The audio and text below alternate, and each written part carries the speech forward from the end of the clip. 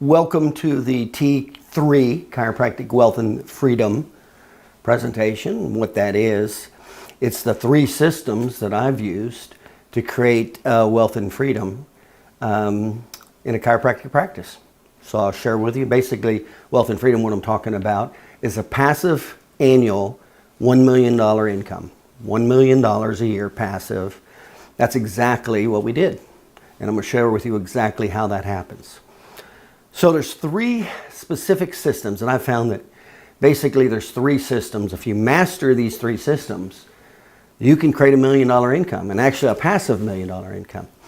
And so, when we paid a lot of attention to this is when we learned that only 1% of millionaires become millionaires exchanging time for money. That means a chiropractor in their office, an accountant in their office, an optometrist in their office. Only 1%. So you have 99% chance. You're not going to have a net worth if you just practice, and that's it. And then, so that's 1%. 14% is from leveraging money. So then you have to make an X amount. And most people, when they do that, they do stocks, bonds, and mutual funds. And then 85% is from leveraging time. So we're going to pay a lot of attention to that. So when I learned that, then in other words, when you study wealth, the first category of studying wealth is to maximize your exchange of time for money. That's the first category. The second category is learn how to maximize your amount of money per unit of time. Then the next category is how to leverage your money, and that's at 14%. And then the next one is how to leverage time, and that's at 85%. So that's where there's significant income potential. It's not in exchanging time for money. It's 14% leveraging money, but it's knowing how to leverage time. And when you actually know how to do all three, maximize your exchange of time for money, leverage your money, and leverage your time, that's how it works. So I'll go into each one of these three right now. We'll use this as a guideline. There's actually too much to write on the board. So we're going to go through this, and we're going to go through it probably pretty quickly so we can get all the information out there in a relatively short period of time. But usually when I do these presentations, usually they're individual, and I go into great detail, and it takes a lot longer to cover each of these topics. But let's go into exactly how chiropractors can make $1 million a year passive income. And the reason that can teach it to you is that's what I did. My net worth went over $1 million when I was 32, and I had a passive income of $100,000 a year by the time I was 33, and then within 7 years of starting practice, I actually didn't practice full-time anymore, and I actually had a passive income of $1 million. And it was using these three systems. It was maximizing the time for money in the office. It was knowing how to leverage my money, and then knowing how to leverage my time. And it's all about leverage. So it's maximizing your potential first. That creates a good lifestyle, but it's all about leverage. Chances of you actually making $1 million a year in your practice profit is less than 1% of the chiropractic profession. Okay, so let's go ahead and get started here, okay? So some of the results that I had, again, I maximized when I started in practice. I learned how to, all the main components of the four profit centers in a practice. And then I eventually took on, I took it up to about 200 visits a week, and then I took on my first associate, and then I took on my second associate doctor. And then I actually stopped practicing full-time after 7 years. I only practiced 2 more years part-time, and that was it. And then I just kind of trained and managed and taught, and then just basically doing what I'm doing now is train how I did it. Okay, so that's what happened there. And I actually teach this system in 18 months. I actually show how this is done in 18 months. It took me 7 years. Most people never even learn it in their lifetime. It took me a lot just to learn it in 7 years, but I actually now train. I've got it down to where I actually train it in 18 months. So let's go into number one, the first system. The first system, T1. So it's the first tier, tier 1. There's 3 tiers, tier 1, tier 2, tier 3. And that's what it takes. It takes a maximize your profit, tier 1. 2, knowing how to leverage money, and then leveraging time. Okay, so we'll go into each one of those, and I'll show you how it actually adds up to over $1 million a year. So let's get started on that. So in the first tier, There's only 4 profit centers. When you have a business, you're exchanging time for money. So you're very limited what you can do because we only have so much time. And there's only 4 profit centers. Number 1 is increased production. Now in chiropractic, that's called getting new patients. Number 2 is increased repeat purchases. Now in chiropractic, that's called patient education, patient retention. Number 3 is charge more, increase your fees. And then number 4 is decrease your overhead. That's when you maximize each one of those for your exchange of time for money, that is when you're capped out. And by no means will you typically end up making nowhere near $1 million doing that in chiropractic. But you can do it when you use that tier 1 plus tier 2 and tier 3. So let's go into how we're going to maximize the time for money in exchanging. So we're going to go into tier 1 first, and let's go into the 4 profit centers. Let's go into maximizing each of those first, how much revenue that possibly can add up to. And under normal average circumstances, we'll go into this. Then we'll go into, productivity, new patients, patient retention, fees and overhead. And then we'll go to tier 2, and then we'll go to tier 3, and we'll add them all up, and you'll see exactly how it all comes together. Those are the 3 big strategies. Okay, so let's go into this. I'm going to reference this quite a bit. Again, we wrote down quite a bit. So let me go ahead and reference this, and let's get moving. If you're not aware of it, so let's start with patient education. So that's the first of the 4 profit centers of tier 1.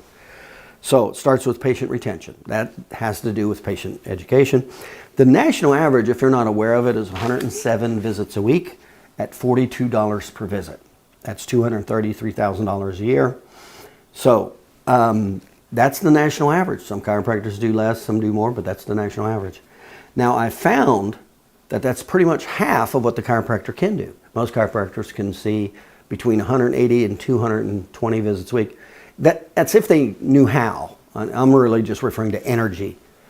But again, most chiropractors don't know how to maximize. They don't know how to get more new patients than they can handle, et cetera, et cetera. So that's why it's 107 visits, not 150 or 200. Okay, so the potential's 200, and it's kind of like a good example is kind of like a hotel that has 200 rooms, but only 107 of them are being used that night. And that's what happens in a chiropractic office every week. There's only 107 visits, and the doctor could have seen 200 a week because you're already there. You're already spending the time there, and you're already paying all the cost. The major cost, the major expenses, space, labor, equipment. So anything above that 107 is huge profit margin. Okay, so let's go into this. So if the potential is 200 potential times minus 107, that's 93 potential visits a week at $42 per visit, 52 weeks in a year. That's $203,000. I found most doctors are losing about $200,000 by just not even maximizing their potential at a $42 per visit. $200,000. 92% of my clients increase their business over $100,000 in 90 days, just with patient education alone. So what are the different types of patient education? Well, there's the patient system. And what do we want when I go to a dentist? Do I want to keep going back to the dentist? Do I want to keep paying to go to the No. So there's what's called market forces. So the less that the doctor knows in the knowledge and skill, the more market forces you get. What does that mean? The less visits. Number 2, the type of practice is called functional capacity. When you have some knowledge and skill of patient education, you can actually get patients to stay for longer care. Usually when they come in for symptom care, it might be 6 visits or 8 visits, something like that. Functional capacity care, you might get them to stay for, the national average, by the way, is 18 visits. That's the chiropractic national average patient visits. So that's 18, that's functional capacity. And then there's what's called the lifestyle care. These are the systems you're dealing with patient education. The less you know about each one of them, the more you get market forces. That's what happens. So let's go into some of the key components of patient education. Number 1, we buy in a 4-step cycle: needs analysis, presentation, obstacles, close. Now, why is that important? This is how I buy products and services, subconsciously. What does that mean? Well, if the information is not delivered in that manner, we're disrupting the purchase pattern. So it's very important that we stay within the normal subconscious purchase pattern, number one. Number two, multiple contacts is important. The more contacts that happens, the trust and confidence goes up and the defenses and resistance go down. And what I mean by that is if you're, like, let's say you're trying to do a report of findings on day one. There was only one contact, there's not as much trust or confidence, their defenses and resistance are much higher. You've got a really, really difficult time trying to get them to purchase the care package for whatever their problem is. That's a classic example. As another example, if you kind of spread it out over the 4 days of a purchase cycle, on day 4, if you just took the information and spread it out and did your report of findings on the 4th day because of how we purchase, you'd have a lot more people, even if your content stayed the same. You'd have and even if it was bad content, because that's the byproduct of multiple contacts, is trust and confidence go up, defenses and resistance go down. And especially if you do it in the 4-step sales cycle.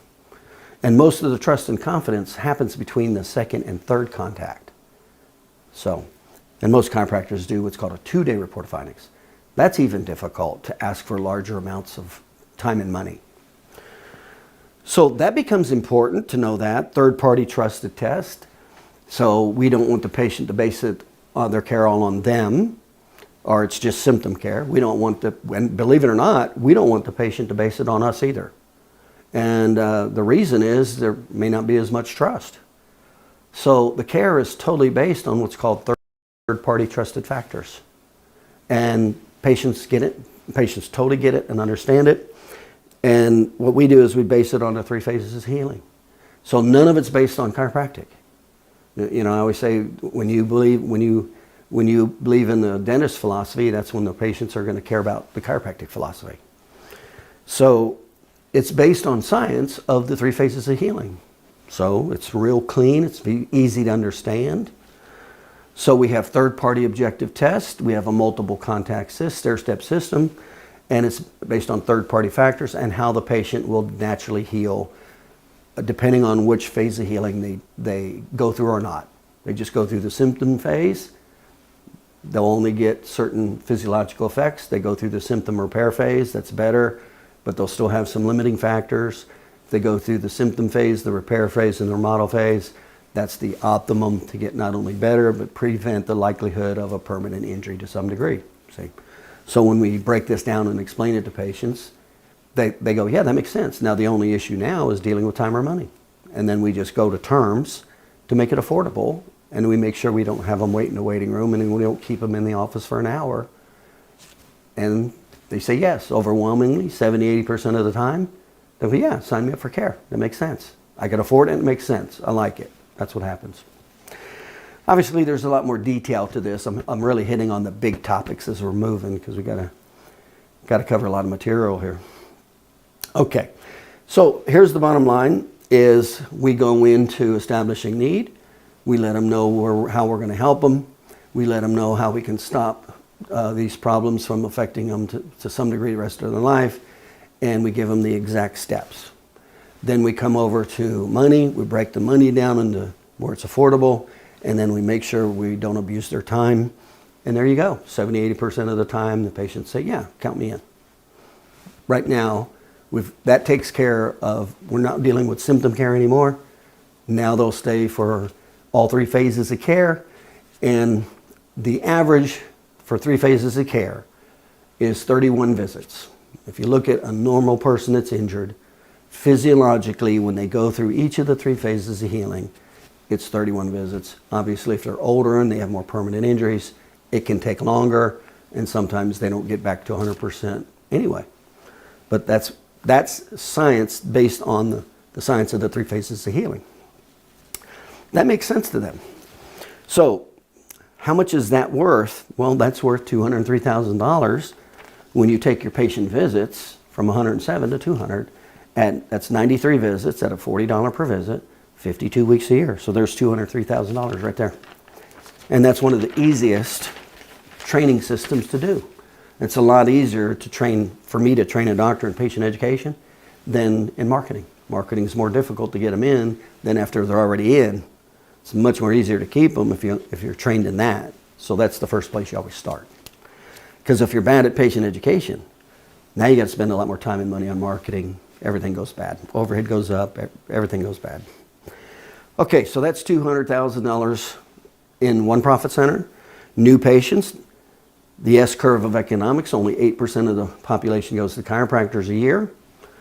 The number of average number of chiropractors, average number of new patients chiropractors get is also 18. So there's 5 places where those patients go when they're looking for a chiropractor. A trusted source, number one. They'll Google their insurance company. They'll do Google for business. They'll Google their condition and the sign. Those are the 5 places. So here's what it means. If you're not communicating with your existing patient base and the trusted source, you're 0 for 1. If you're not doing the insurance marketing, you're 0 for 2. If you're not doing Google for business, you're 0 for 3.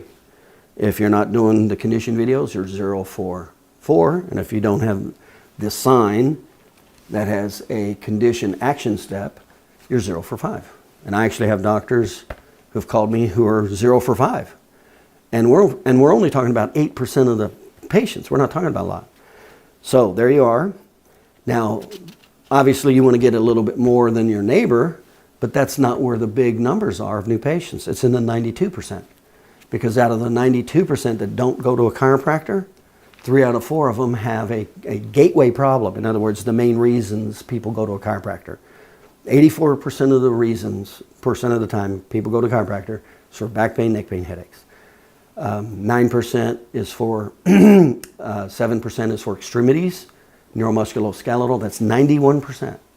And only 9% from somatovisceral, that's it. So you got this huge market, 3 out of 4 of them had a problem, they're not looking for a chiropractor. It's the second leading cause of going to the emergency room, back pain. You got patients driving by chiropractor's office every day to go to the emergency room for back pain. It's the second leading cause of going to a general practitioner. You got more new patients going to the local general practitioner than to the chiropractor's office. That's a fact. Second leading workers' compensation injury. So and we're talking just about low back pain. We're not talking about neck pain or anything else. The number 1 disability in the United States, what affects 1 out of 5 people, osteoarthritis, joint pain. So this is a huge market if we're just talking about neuromusculoskeletal, spine, and joint. You know, and of course that's the majority of reason why people go to chiropractors. So, but the majority of them aren't going. So here's the good and bad news. To get more of the 8%, you need to do the marketing, the advertising. And there is a formula for that. There's actually what's called 14 emotional triggers. There's 14 components in advertising. The less of those you have in your advertising, the less effective your advertising is. So you start with a target market, do the 14 components, and that's what significantly increases the effectiveness of your advertising. The bad news is it's only going to work for the 8%, small number. As a bare minimum, I'll give you an example. As a bare minimum, you would at least want the gateway. I'm not going to go to the dentist for asthma. Then you have what's called the pleasure component, where you're going to take, where they want to go. Then you have the logic, how you're going to get them there. And then you have the pain, what happens if they don't go through the 3 phases of healing. And then you have the offer. So that's only 5 of the 14. But if you at least have those 5, you significantly increased your effectiveness. But there's 14, not 5. Now, okay, so that gets you a little bit more of the 8%. Is that going to be big? No, but it'll be better. The real number's in the 92%, because 75% of those people have back pain, neck pain, etc. But they're not going to a chiropractor. So what's the formula to do that? And this is the formula to get unlimited more new patients. This is actually one of the 3 main reasons I was able to open 77 offices in 20 states. If I didn't know this, and I was stuck with only attracting the 8%, I never would have been able to open my second office or have the first or second associate doctor. I'd have been very limited in the new patient. That's why most chiropractors are very limited. They're basically fighting over the 8%, and then they don't know how to go into the 92% and get them out of there. Because that takes educational sales is what that takes. Advertising and publicity won't work for that because they're not looking for a chiropractor. They're driving by your office every day, going to the hospital or GP. So there's a formula for that. So, the short of it is we start with a target marker, circle of influence, and then we establish need and minimize the obstacles of time or money. That's the formula. But you have to know how to do it. Now, once you know how to do it, that's why I can talk to a group of 10 people, whether it's personally or in videos or, different forms of communication. And I'll get 5 to 7 of them as new patients. And none of them were looking for a chiropractor. That's the potential when you know educational sales. So, and it's not education. And this is what, when I say this, a lot of doctors get confused. They think it's educating chiropractic. No, it's not. No, it's not. If you don't know how to establish need and minimize the obstacles of time or money, then you're not going to be able to do it. You're stuck with the 8%. But that's the ticket. That's the new patient ticket right there. That's where you create way more new patients. So if you take the national average at 18 new patients a month, national average $1 per visit is $42, national average per case is $756. So the potential new patients is 25. Most doctors can't see more than 25 visits a week if they keep the patients for all 3 phases of healing, because you won't have any more time from 4 to, throughout the day of seeing patients. Now, if you're losing them left and right and they're only staying for 3, 4, 5 visits, yeah, then you could see 50 new patients, But now you got a whole other problem. How are you going to get those 50 new patients if you don't know educational sales and you're stuck with 8%? So the first goal is know how to keep them, because there's a lot less demand for new patients when you know how to do that. Number 2 is do the advertising to get a little bit more of the 8%, but the unlimited is the educational sales in the 92%. That's where there's way more business. That's how I was able to have my first associate doctor, my second associate doctor, and just fill them up. We'd see 350 a week. New patients were never a problem. That's why, because I wasn't waiting for the 8%. So if you look at that, 25 new patients, national average is 18. That's a potential of at least 7. More new patients a doctor could see. 7 new patients at a retention of 31, not 18. 31 takes them through the inflammation phase, repair phase, and remodel phase as a bare minimum with no other complicating factors. 4 visits for the inflammation phase, 18 visits for the repair phase, 9 visits for the remodel phase. These are very generic, but they're good averages. Obviously, patients vary.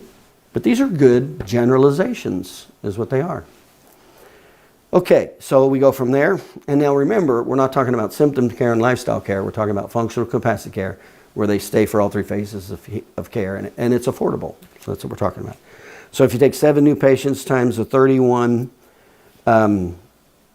let's see, 7 new patients, and you got a 31 patient visit times a $42 per visit times 12 months. That's $109,000, okay? So we just easily added another $109,000 to the $200,000 in patient education. So we're already up to $300,000 in 2 of the 4 systems right now. Next, we'll go to overhead. Remember, there's only 4 profit centers exchanging your time for money.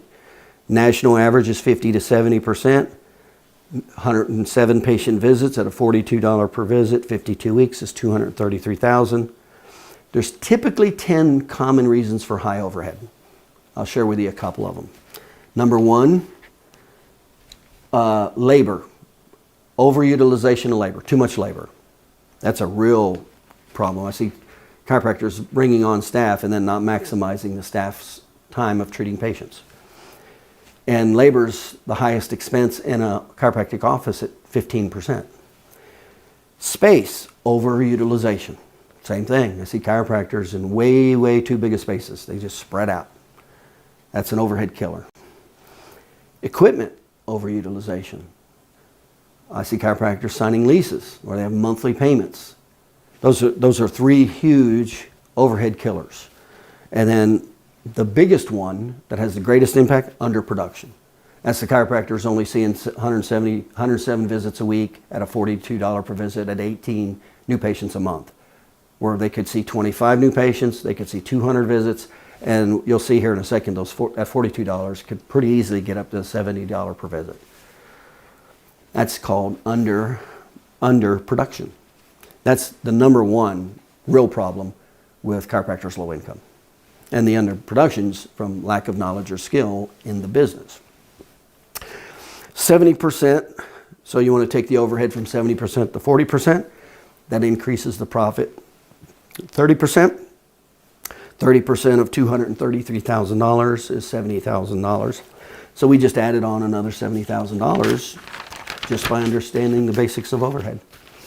So we went from patient education, $200,000, new patients, $100,000, overhead, $70,000. So you see we're right at three. We're already close to close to $400,000 right now. And we haven't even gone to tier 2 or 3 yet. Next one are the fees. How do we get the fees from 42 to 70? Obviously it can be more than that. I'm just being realistic. National average is $42 per visit, 107 patient visits. So $42, the difference between $42 versus $70 per visit is $28. So watch what happens to these numbers when we know how to increase the fees from $42 per visit to $70. So you go, it's 28, that's an additional $28 per visit times 107 visits. That's if you're still stuck at 107 times 52 weeks. That's $155,000 alone increase right there. Now, if you increase your visits, if you know the system of patient education where you take it up to 200 visits, $28 per visit increase times 200 visits at 52 weeks is $291,000. That's almost a $300,000 increase in one category, just knowing that system. That's $291,000. There's 3 relatively easy ways to increase your dollar per visit. Number one is charge more, but you can't do that without having better terms. So you have to know how to communicate effectively with terms. A lot of people buy things that they can't afford. That happens all the time with credit cards. And then the credit card gives them terms. So that's one way. Number 2 is bigger case averages. The most common ones in chiropractic are personal injury. That's kind of where we do. We increase the percentage of personal injury just a little more. They're not personal injury offices. We treat all patients, cash, major medical, Medicare, workers' compensation. We just increase the percentage of personal injury. That easily increases your dollar per visit. Some people will focus on disc. The disc has a higher dollar per visit. And the nerve conditions, those have higher dollar per visit. So those are 3 higher dollar per visit conditions that you can market for. And then I'll tell you the easiest one. After knowing how to keep patients for the functional capacity, the absolute easiest way to increase your dollar per visit is increase what's called your lifestyle, the lifestyle patient education. It essentially doubles your case average is what it does. In other words, it's much easier after somebody's coming to you and they've gone through the 3 phases of healing. They already have the trust, the confidence, the defenses and resistances are down. It's much easier to communicate with them, to get them to purchase lifestyle care than it is to go out and get more new patients. See, that's the easiest form. The number 1 easiest is patient education. The second easiest is lifestyle because you already have them again. So, and that is a system. That's not maintenance. That's not the chiropractic maintenance care. That is not what that's about. So again, that's a system. That fee is $291,000. All right. So what did we just do? We just took up, what was it, $200 for patient education, $100,000 for new patients, $70,000 for fees, and we just another $291,000 was the fees. So we're at what? 2, 3, 4, 5, 6. See, we're already at $6,000, $600,000 a year just by being better at what we do. We're already in the office. It's just being better at what we do. Let's go to the second system. And that we're pretty much capped out there. So now we have to start going into leveraging time and money to get to $1 million. So the second one is the leverage time is associate doctors. Now that's a fantastic, we know how to hire, train, and manage associate doctors. It totally changes your life because it's your easiest form of passive income, number one. And now you get freedom. So you make more money and you get more time off. That's when the quality of lifestyle of a chiropractor goes through the roof. That's fantastic. And that's when you can work part-time. The associate doctor works full-time. The first associate, I had two associates. And then I just stopped working. I just managed it, see. There's 7 different associate doctor models. There's not one, there's 7. As an example, if you want an associate doctor that just adjusts patients, there's a couple things you need to know. Number one, you better know educational sales so you know how to get more new patients than what you can handle so you can push them off to your associate. Or you'll be in trouble if you bring on an associate and you don't have that. Number two, we're going to look at 5 major considerations. So there's 7 different business models of associates. There's 5 major considerations of which business model to use with that associate. And I'll tell you what they are right now. One of the biggest ones is their personality style. That is a major component of which business model will work. Next one is conviction. Next is motivation. Next is the emotional attachment to the area. Next is what I call the X factor or practice philosophy. You can't have incongruent philosophy. So let me give you an example how this works or doesn't work. Let's say you just need a doctor to adjust patients. That's it. A choleric personality won't work. They'll just leave in no time. They won't stick around just to treat patients. That won't work.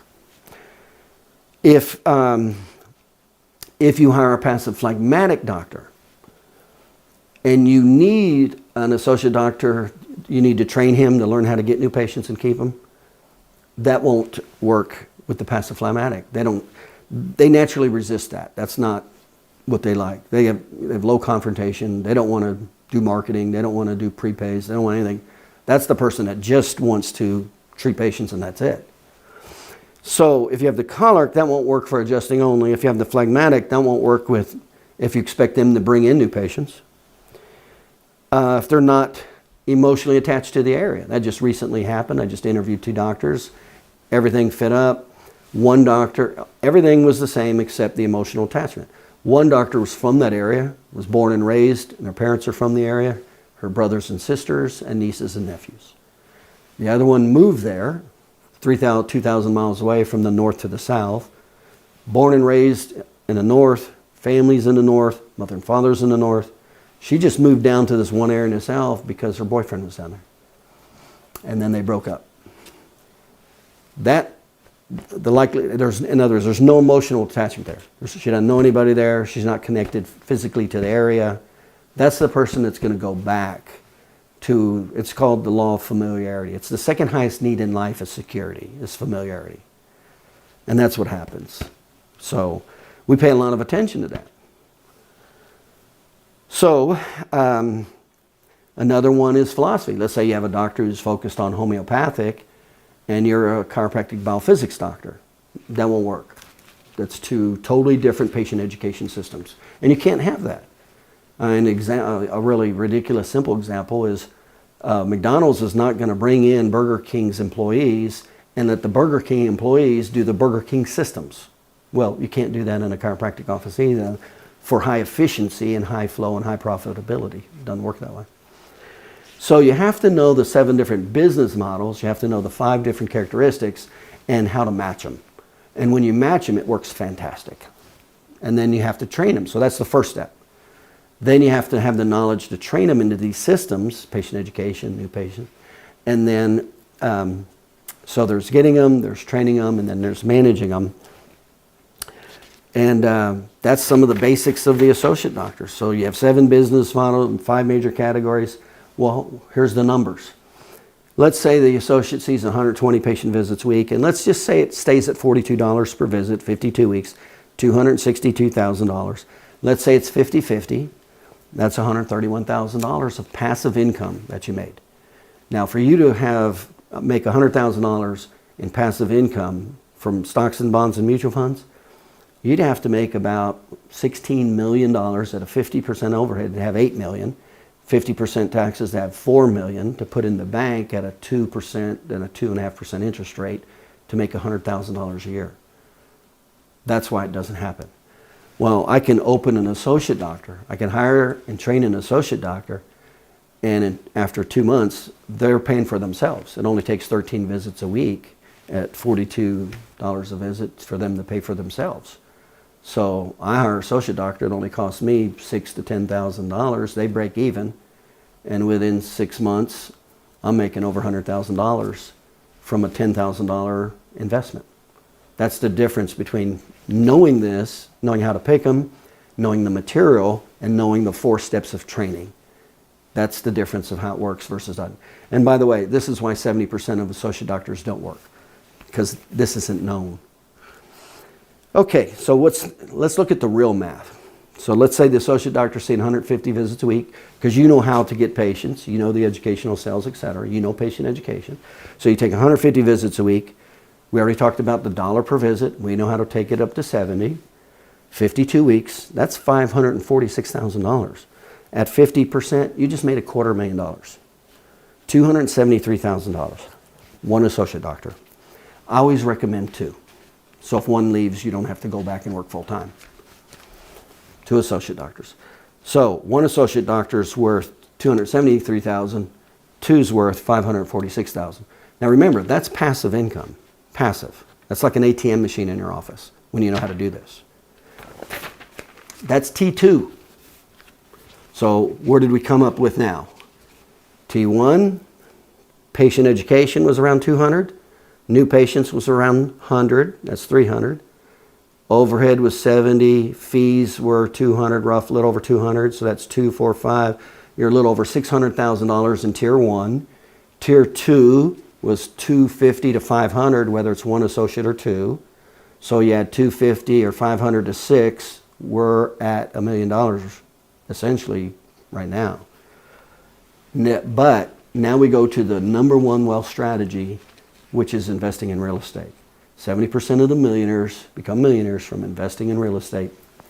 If you don't invest in real estate, you have less than a 30% chance in the United States of having a net worth over $1 million. Now, I teach, and this is what I learned. This is how, what I'm sharing with you right now, is exactly how my net worth went over $1 million when I was age 32. It was not from chiropractic alone. It was from chiropractic, associate doctors, real estate. And then that's when it went, within 7 years, to $1 million a year. That's how it works. So T3 is the real estate. Residential real estate. Why? It's the highest demand. It's the highest monthly check paid, and it's a pain-based motivator. That's why it's residential real estate. You can control $500,000, $300,000 real estate. For the more knowledge you have, the less money it takes to control that asset. So let's give an example of $10,000 let's say that you actually know how to negotiate, like we teach. $10,000, now you have a $300,000 cash flowing asset. Now, what's so important, what is some major factors? Because remember, 80% of the real estate you don't want. And a lot of people get involved with real estate with not knowing this, and they get burnt. And I always say, you can buy bad diamonds, you can buy bad gold, you can buy bad real estate. So here's some of the major factors. Number 1 is location. There's 4 major factors you better not violate. 8 of them altogether. Some of the 2 big ones are schools and crime. You better not invest where there's crime, and you better go where there's good schools. You violate that, you're in trouble with it, you're investing in real estate. Number 2, structure. There's 9 different bad structures. I just was in a house recently. Walked in a house, it's called structural obsolescence. Walked in a house and they'd converted the garage into a bedroom, and they did an add-on. So right when you walked in, there was the kitchen. You had to go through the living room on the right to go to a bedroom. Structure, that's called structural obsolescence. In other words, there's less people that want that. So there's 9 major There's 9 major factors that if it applies, you don't buy it. This is when you get in trouble. When you buy real estate and you don't apply these things. That's when you get in trouble with investing in real estate. Next is the financial package. There's 4 different financial packages we're going to look at. But we specialize in buying real estate with owner financing, not bank loans. And here's the reason why. You can only buy 4 properties with residential rates now through banks, and you have to have the financial statements and the credit. Well, when you do owner financing, they don't look at your credit. They don't look at your financial statements. In 30 plus years of owner financing, I've never had one seller ask me, no, I've had one, take that back, asked to do a credit report. In 30 years, only one. And I've never had any of them ask me for a financial statement, never. And I do owner financing because I'm not limited to 4 either. As soon as you try to go past 4, you now have to put in commercial rates, which is 30%. So if you buy a $300,000 home and you don't know how to do this, negotiate, and you're going past 4, 30% of $300,000 is $90,000. Well, if you're a chiropractor, what did you need to do to get $90,000? Well, at a 50% overhead and 50% taxes, so that's 9 and 9's 180, 360. So you had to make $360,000 at a 50% overhead to have $180,000 at 50% taxes to have $90,000 to buy that $300,000 home, and that's why it doesn't work. But when you know owner financing, that doesn't apply. I can buy that home for $10,000. Remember, the less you know, the more down payment it's going to take because you don't know it. So I always say if you don't know much, it's pretty easy to get a 3-to-1 if you don't know much. If you know a little bit about how to invest, you can do 5-to-1. In other words, 5-fold. And if you know the basics of all this, you can do 10-to-1. In other words, you can take $100,000 and make it $1 million. You can take $10,000, 100. See how that works. So you can buy a home, and by the way, the average down payment that I buy residential homes for, the average is $3,000. That's it. Never paid more than $20,000 down in owner financing home. And no bank loans, all owner finance. Well, that's a system. Okay, so here it is. There's basically 15 steps. There's 2 types of sellers too. There's what's called the pain seller, and then there's the pleasure seller.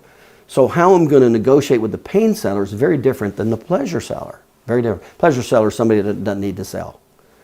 Pain seller is somebody that needs to sell. They got a divorce, death in the family, job transfer, something like that. Okay. 2 different negotiating tactics. So we want owner finance. Now, again, what makes real estate create wealth so much? Here's the 6 reasons why. Number 1, leverage. I can pick up a $300,000 asset for $10,000, $5,000. And now I have a $300,000 cash flowing asset. Can't do that with stocks. You want $300,000 in stocks, you got to put $300,000 down. 2 is equity. Every month the renters are paying in. I go scuba diving in Key Largo, I'm making money. Appreciation. So that's another reason why you only buy what's called demand real estate. If it even only goes up 3% a year, $300,000, that's $9,000 a year. That's $36,000 you would have had to make in your office that you didn't have to make because you made it in appreciation. Depreciation, that's when you get to deduct a portion of your earned income. That's why I have a friend, retired chiropractor friend. He's got enough homes where he makes a passive 6-figure income, and he doesn't pay any taxes, like what you hear. Well, you go, how's that? Well, he legally doesn't pay any. Why? Because he has very small earned income. It's all capital gains, and he takes his depreciation to offset it. So that's depreciation. Then there's capital gains. The cash flow you do make is taxed at a much less rate than earned income. And it's cash flow. It's passive income. Those are the 6 reasons why real estate creates wealth. And so if you don't invest in real estate, and I would say the first real estate you should buy is your home. Because you're paying every month anyway, number 1. Might as well go into your bank account. Number 2 is your office. But you got to learn how to do owner financing if you got bad credit for your own home. And especially for your commercial space, chances are you're not going to have 30% to put down to go through a normal mortgage and bank route. Well, now comes the power of owner financing. That's how you own get into your own office that you own. Because I have clients that come in that have been renting for 20 years. I'm like, you have no idea how much money you just lost in 20 years. That's easily $500,000. Just like, because they pay, you're going to pay it.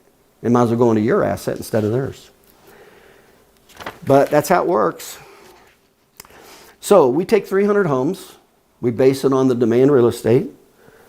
We'll market. We do automated marketing. We take a phone call. We evaluate it on the first phone call if we want it or not. We don't go and look at homes. We get everything we need with one simple phone call. Then we go over, if we think it fits our character, we'll go over and we'll look at the repairs, which are pretty simple. There's a checklist to just do that. And then we'll negotiate. Now, what negotiating technique you use is whether it's pain or pleasure-based seller. And I'll write the contract right there. I'll just have them, it's a one-page contract. It's not a 17-page FAR realtor contract. That scares the heck out of people. And then I just turn it over to the title company. Title company does the research, clears the title, and then I just take the keys and I flip them to my property manager. That's kind of the system. I mean, obviously you have to know it, but that's pretty much it. Because you never want to manage real estate. Okay. So the pain-based sale, you can always do a cost to sell discount. Most people don't know it, but when they sell a home, they'll lose 12%. Though 3% goes to each realtor. That's why I don't use realtors. And then there's 3% of cost to sell. There's 26 different items that you got to check off for a government loan. And and then there's 3% miscellaneous. The average person will lose 12% when they sell their home. So when you know this, you will immediately get 12% off. And you're not finagling with them. You're going to show them that that's what they're going to get anyway. But now they can sell it right now and it's all, you're ready to go. So there's no reason, when you know this, that you ever buy property and not get a 12% discount when you know this. Even if you go to the bank and do a regular mortgage, when you know this, you'll always get a 12% discount.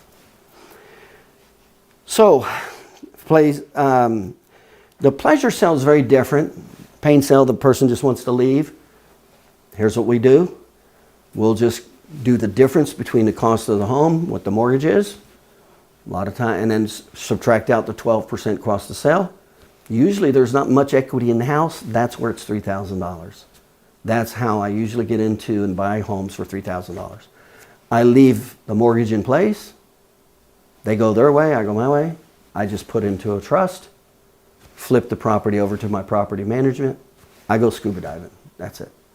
That's how it works. That's the system. Of course, you got to know how to do it, but that's the power of knowledge. So that's the pleasure-based sale. The pain-based. The pleasure-based sale is you've got to be able to show them where it's more beneficial for them to deal with you than sell their home outright to somebody else.